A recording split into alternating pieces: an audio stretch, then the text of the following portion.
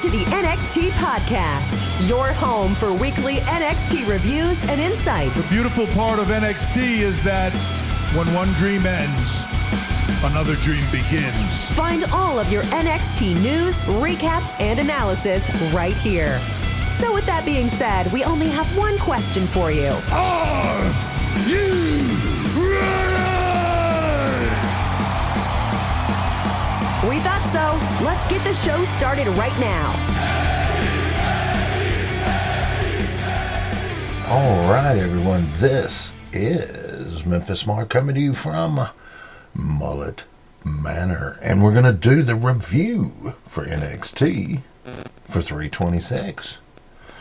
And of course, they're getting ready. They're heading into, being prepared for, setting up, stand, and deliver. Coming up in Philly, and they go right into a match. They go into IIja versus Shawn Spears. And I got to say, folks, one heck of a match. You're going to have a winner and a loser, of course, but the way they did this was set up good. The actual match was freaking good. It was a 3-star match. It had everything you wanted. You had like a German suplex off the top rope. Shawn Spears comes out, and he's kind of more of I would think that he would be a little bit more of the veteran in here. IIja has been around a little bit, but Shawn Spears has had to take the indie market and got a lot more experience, different atmospheres, different ways of doing things. But, it was a good match. You had that kill shot off the top rope, man. Stomping. Shawn Spears is trying to stomp a mud hole in somebody. It was really, really good, and I liked the way everything was done in this. Yeah, everything about this was good. You had some controversy. You had. Joe Gacy. Old Gacy was up under the ring, and he kind of pops out when they're kind of distracted. Shawn Spears is over there. The chairman is over there talking a little smack to IIja outside the ring, and Gacy just kind of just comes out from under the ring and takes the chair and kind of takes it back up under the ring. Good little comical, I liked it. But this is what threw me off. And has nothing to do with the review, basically, but they go to picture-in-picture in this thing. Okay, nothing wrong with that, Picture-in-picture, but then, I used to do some marketing and I sold a lot of ads and bought a lot of ads over the years on TV and radio, and this particular picture-in-picture, they've got a great match going. Then you got like ads for women's undergarments. You got ED pills. You got everything in the world in this picture-in-picture in these commercials. Do you think that they may be projecting it to a predominantly male audience out there between the certain ages, and just a funny little thing on there? But yeah, so with the chair being gone, and Shawn Spears goes, of course, forward at one point in time, it's not there. It gives him a distraction. He's trying to figure it out, and when he does, IIja comes back in, and look, IIja even had the crowd going for a little while in this. It was a good match, good little match, but the chair, distraction, a few moves, and then bam, you've got a win for IIja in here. And then afterwards, you're going to have Gacy jump on the desk and do his little victory dance and laugh with the chair. And yeah, so it goes from there to a Roxanne promo. And they are really, really pushing this heel turn for Roxanne. And this little video promo they did, was okay. She's going to become, she said, she tried to be everybody else's hero, and that caused all of these problems. So she blames it all on that, and now she is her own hero. Hooray, hooray. All right. And then, of course, you got to have a little promo that gets everybody that doesn't have a match this week, but still gets some little TV time. So it starts off with Hank and Tank. And then you got Enofi and Blade. And then you got, Andre Chase out there. You got Metaphor. It's a collage of all the wrestlers that weren't on TV too much tonight. So they're getting them a little TV time. All right. They go from that. Still can't get old Hank and Tank out of my head there. But, they go from there to a Thea Hale Chase U University match. They're going against Jasmine with JC Jane on the outside. And so you got this, you got Jasmine, and I had somebody ask me what was an NIL athlete, and an NIL athlete is it's your image and likeness. It was in the college athlete. So what they're saying is she was good enough to get paid in college, and she was a soccer star at West Virginia. So you can be in a Division I athlete, and then if you're good enough, you'll get paid. That's just the way it is nowadays. Thea comes out, man. She's laying the smack of down. Come out kind of fast and going at it, but eventually, you're gonna have the young lady Jasmine come out there and do a little Pele kick, which looked pretty good because she was rusty. I mean, she still hasn't had the ring time in there that Thea has, and Thea looked great. The little soccer star comes out, does a couple good moves, nothing too great, but then it looks like JC Jane has got her set up. She gets her on the apron, or Thea gets JC up on the apron, or gets distracted by it, and JC does a little slap upside the head.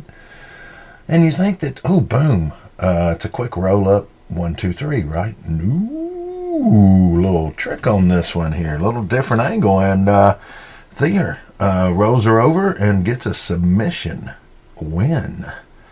But then you're going to have Kiana James and Izzy come out and jump her, and then they're all whooping on her. And then, of course, you're going to have Valen and Jordan run out and do the run in with the to save the good girl. So they run out and help Thea.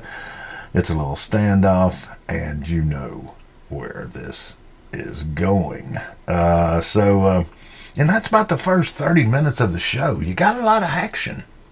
I mean, it's pretty good. Pretty freaking good, the first 30 minutes there. But they start doing these videos with Trick and Mello, setting up for the match. They're doing kind of like a recap of their history. And, it was okay. It was okay, but it was the first one that they started. They did a few of these tonight. So the first one started off and kind of gave the young history of them, coming in and Mello and Trick being like the hype guy, which he gets accused of being later. But then you're going to have Miss Lola Weiss coming in here, and she's doing an open challenge. And she's saying it ain't nobody got an answer for her equation, for her problem there. So ain't nobody got an equation for it. So anyway, she's wondering who is going to come out, and then the music hits up, and it's Natty. It's Natalia Hart. Natty comes out there, probably, they did say that she's in the Guinness book. She has the most wins for a female out there, and she's a WWE lifer, and should be. I mean, good trainer, good person. But man, Lola comes out and she kind of jumps her first, and, she's got some educated hands and feet.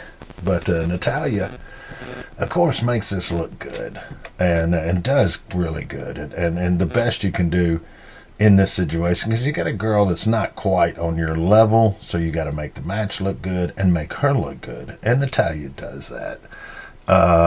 She's going to end up winning this with an old-fashioned roll-up, but it was after, Karma Petrovic comes out and distracts Lola a little bit, and Lola did put an ankle lock on Natalya. It's probably one of the weakest looking ankle locks I've ever seen. For somebody that knows what they're doing, it just didn't. She was going more, I guess, for her facial expressions and actually making the hold look legit. But anyway, Natalya's going to end up winning it with an old-fashioned roll-up, and everybody's happy. And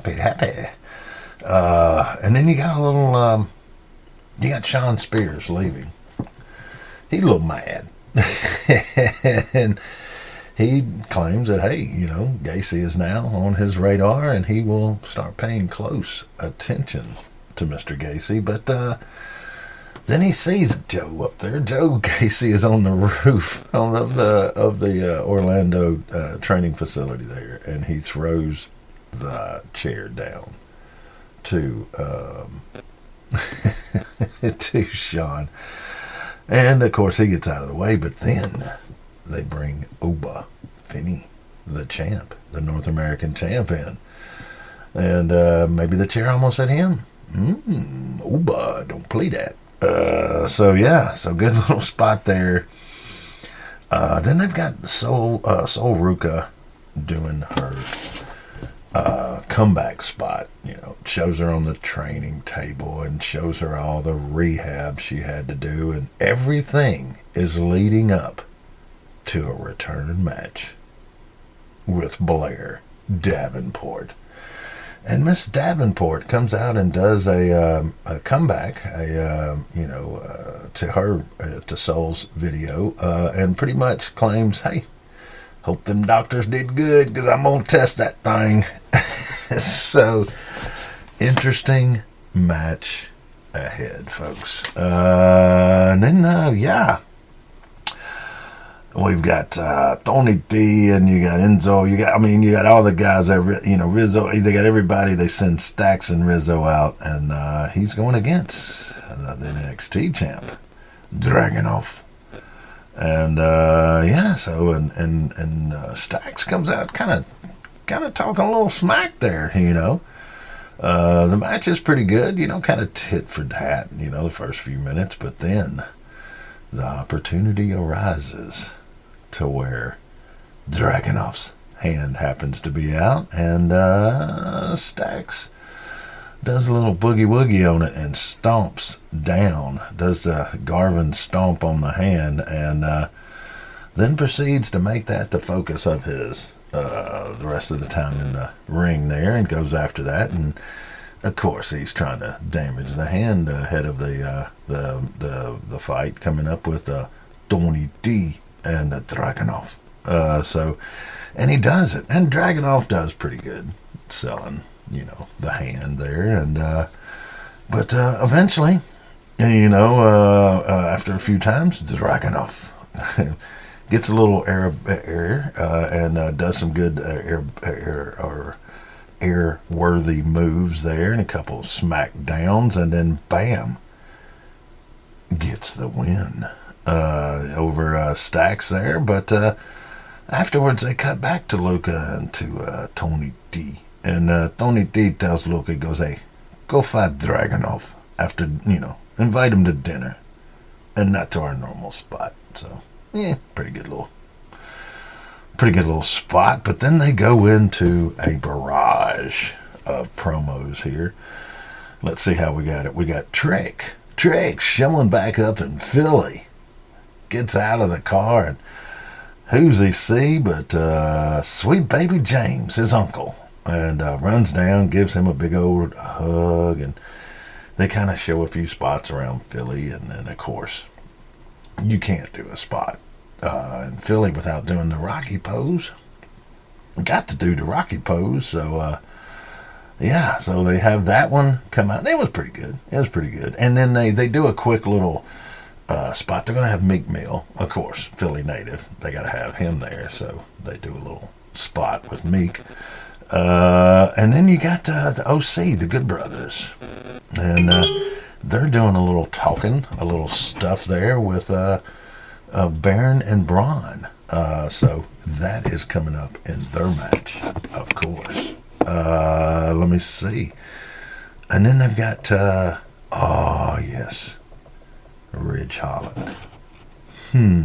Very interesting. Ridge Holland. Yeah, it seems with Ridge, he's an ex-rugby player and everything, but I guess they're building some kind of angle with him. Maybe he's going to get jumped or going to get called out later on, but he kind of stepped away indefinitely, so who knows? Could be an injury, could be a lot of things. But I'm expecting some kind of an angle out of this. But yeah, says he's stepping away. All right. So in the last of this barrage of promos, we've got the champ, the ladies' champ, Lyra, and of course she's cutting a promo on Roxanne, the new heel, and saying that pretty much that she'll do anything to make sure that Roxanne doesn't get close to that belt. Yeah, it was okay. It was okay, though. The Ridge is okay. The OC and Baron and Braun, I kind of like that one. They did good on the all good in the Trick promo about Mello, him. That was pretty good. So that's not bad. But they go into a match with Duke Hudson, which Ava's watching, the GM, the very extremely experienced and wise Ava is watching, and it's Duke Hudson going up against Josh Briggs, and you got Dijak on the stick on the mic at the desk, and this match is pretty good. You're going to have, Duke is going to look good. Duke's good in the ring. I mean, he is good and great for a big man, Briggs in this match, he's kind of talking a little trash there to Dijak and doing everything. But, the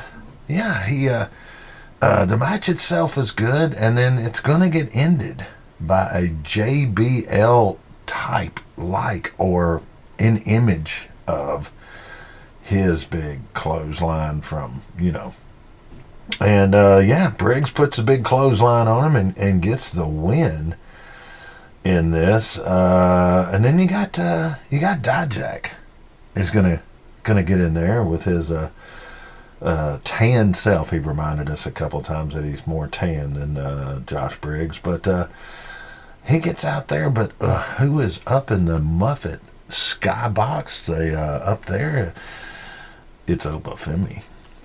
And Obafemi reminds everyone that there's a mountain to be climbed to get that belt, and he is the mountain. He did pretty good on the stick, and but the one thing I've never heard a champ do, I can't remember. I'm sure I have, is the champ called for a triple threat match, which the triple threat match, the champ can lose the belt without being pinned. So why would you ever want that? But it is what it is. And you go to kind of your, from there, you go kind of to your second, or it could have been the third, I can't even remember now, of a Mello him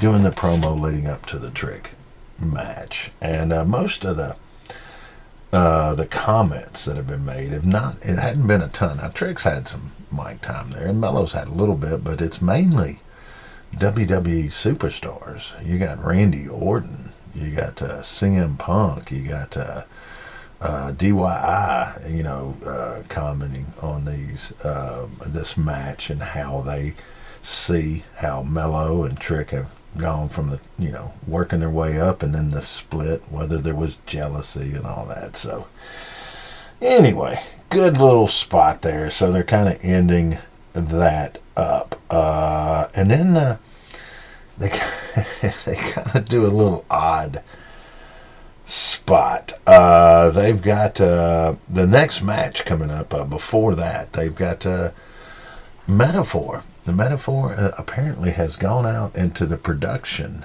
truck, and they have taken over the cameras and the actual production. So, not really sure. I mean, it does give them more TV time and gives them a little chance to build their brand there. But that one was okay. Let me see, where do we go from there? We go then to Baron and Braun, the champs, going against Cesaro and Otis, the Alpha Academy. And they've got a little string bean on the outside there. But the match itself is pretty good. We got to see Otis be picked up by both of the gentlemen and put through the desk. Cesaro gets a big spear, and he gets taken out, and Braun and Baron win. But the actual match itself, they let the little man do some stuff. Of course, Otis has got to get in there and have his good moves. He gets to do his the worm, and he gets to do all his moves, but he doesn't quite recover from being put through the desk. And that's going to leave Cesaro up in there. He kind of gets in the middle of a little something with Baron and Braun. Baron gets him up, spins him around, sets him up, and Braun Breaker does the spear and takes him out. Not too bad. Afterwards, though, they've got to have everybody jump in. You're going to have like LWO and the Good Brothers and Axiom and Frazier and all these guys, because they're setting up for who's going to Philly, who's going to get a chance at Stand and Deliver. And so that's what they're building up for. And now they go off air and everybody's throwing down and tearing some butt up. So it's action-packed as they go off the air. But what did we learn from the show? Well, the actual show was pretty good. Was really pretty good. The ladies earlier, Natalya and Lola put on a good one. There was some good matches in here. You're always going to get a good match from Dragunov.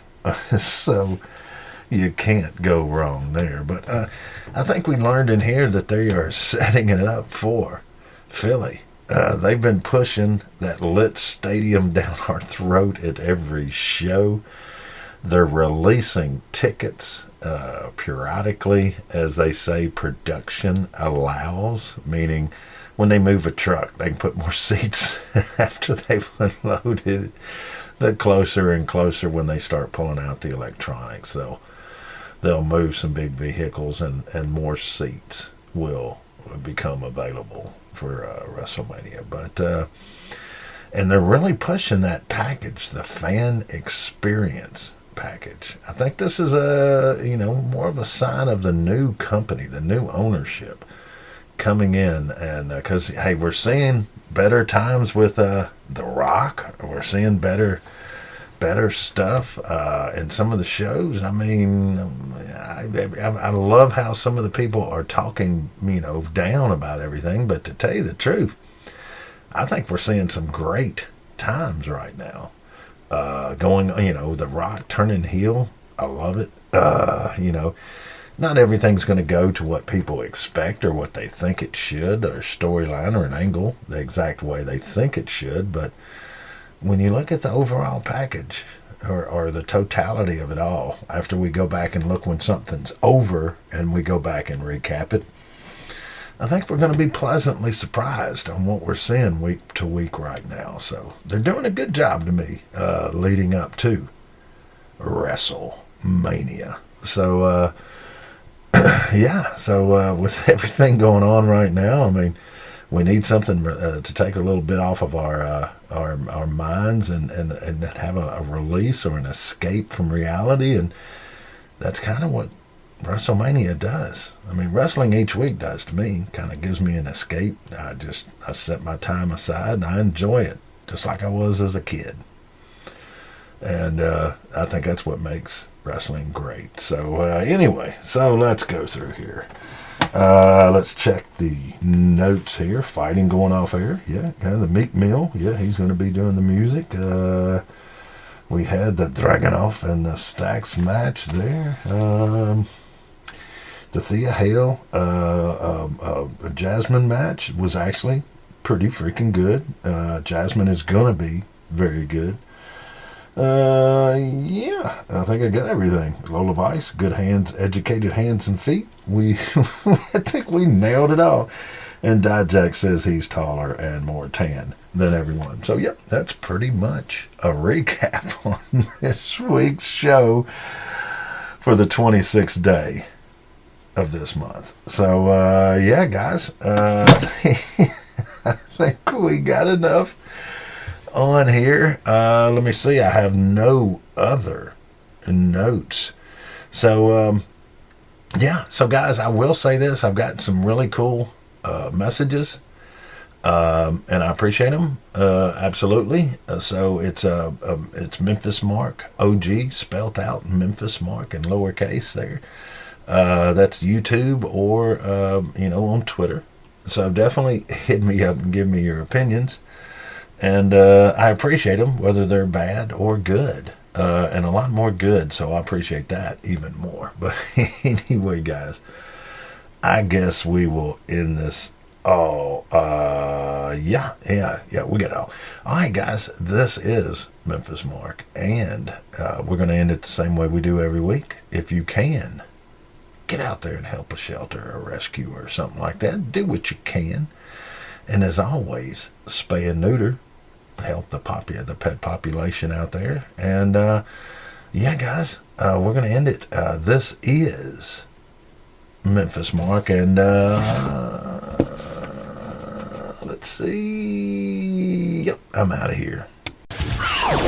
Thanks for listening to the WWE Podcast. Don't forget to subscribe on your favorite podcast app so you don't miss a show, or head to WWEpodcast.com. And for all of these shows ad-free, head over to patreon.com/WWE Podcast. Until then, we'll see you next time.